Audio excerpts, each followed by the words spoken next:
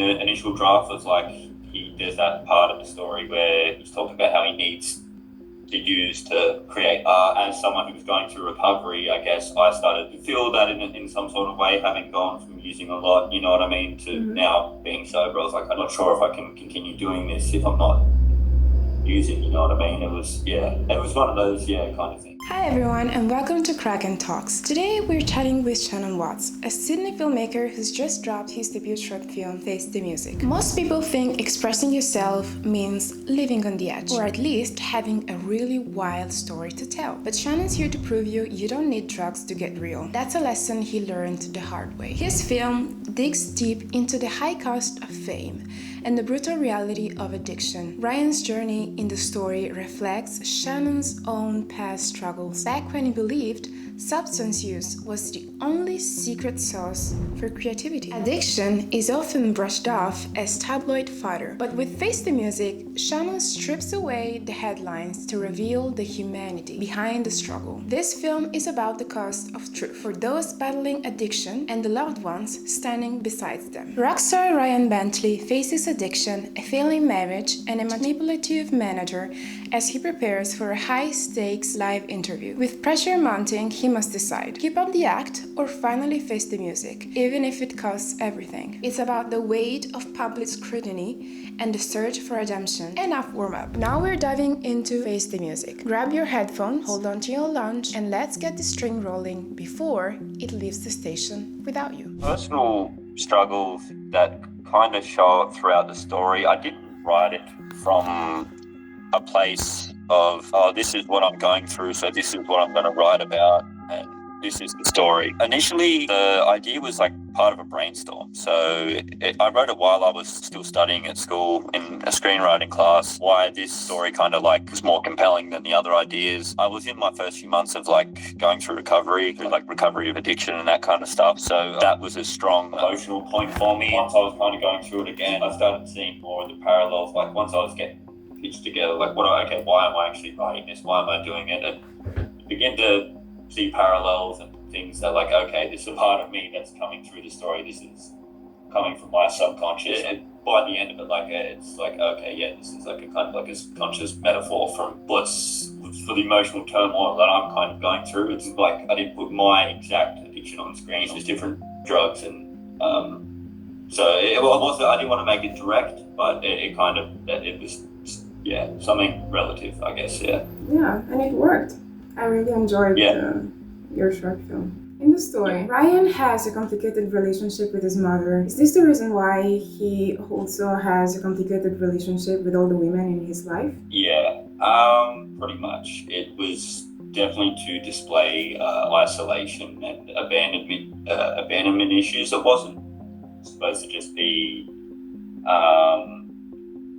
directly like, he hates his mum, so he hates women or something like that. It was kind of more an abandonment issue thing that I was trying to display. And spiral, basically. Yeah, exactly. And every character has a psychology in this, their actions. Their psychology needs to represent the actions of how they act in the story. Otherwise, it's just going to turn into, him doing things for the sake of drama. I felt like this kind of added a grounding aspect to kind of all of his actions. And that is something that I enjoyed particularly, because when someone thinks about addicts, especially with people talking about addicts, they're really sometimes reduced to like just an idea. That's it, yeah. It's that just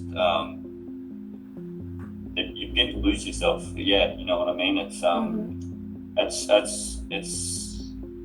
because there's an aspect of it that like he's lying to himself, which is why the whole story is kind of themed with this idea of lies and manipulation and stuff like that. I really think that's what addiction is at the end. It is someone lying to themselves. You know what I mean? I need this to do this, or I need this to keep going. I can't stop using, because but the reality is it's just this constant cycle of lying to yourself, and then you lose yourself within that because you're not living authentically anymore. You can't even be honest with your own thoughts. You need to suppress them with some sort of drug or whatever. It's And this what you just said is very deep.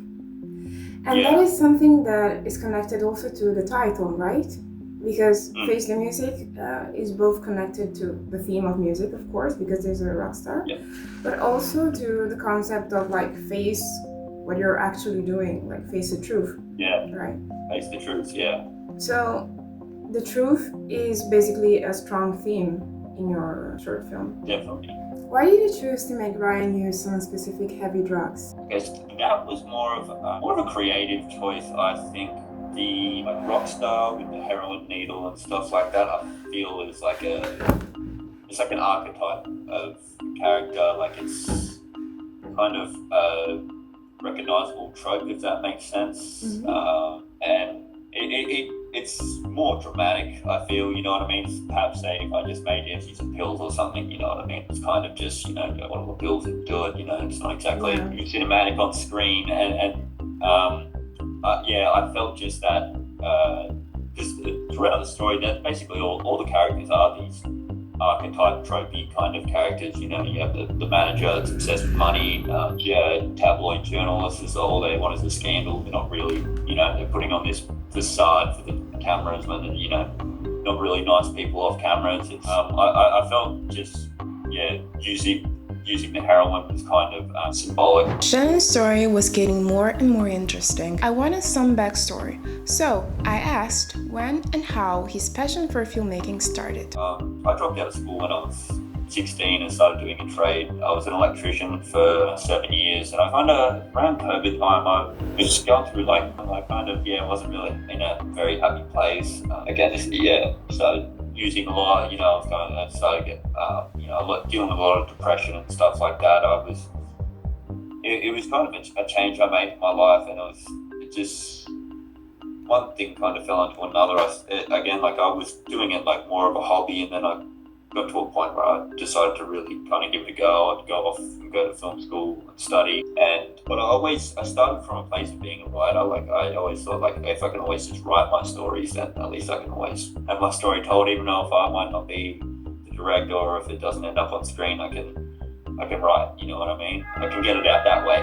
Why do you think the short film mirrored reality, as eerie and mysterious as it may be? So it was kind of weird. It was like, there was always the addiction part, but that was like kind of eerie.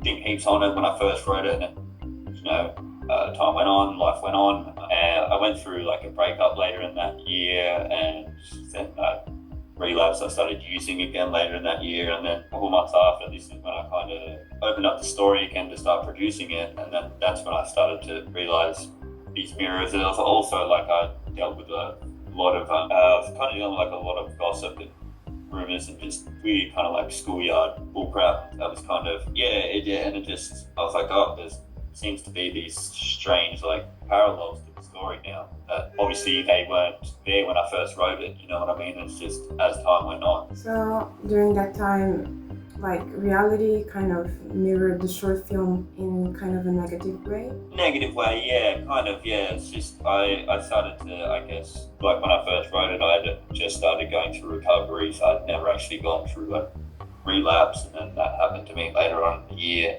Obviously, for different different circumstances, different this and that, but yeah, it just, just strange parallel. Now you're being interviewed for the same short film by me.